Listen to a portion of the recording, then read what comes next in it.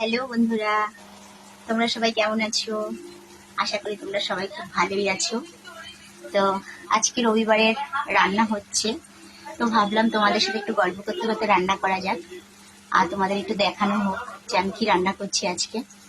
তো দেখো বন্ধুরা, আমি চিংড়ি মাছ দিয়ে একটা সবজি দিয়ে চিংড়ি মাছ দিয়ে সবজি দিয়ে একটা তরকারি করেছি।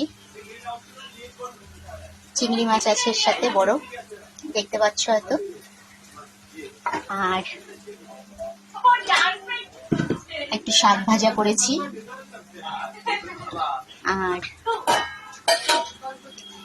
চিকেন হবে। চিকেন আলু ভেজে রেখে দিয়েছি, এখন মশলা ভাজছি। পেঁয়াজ ভাজা হচ্ছে,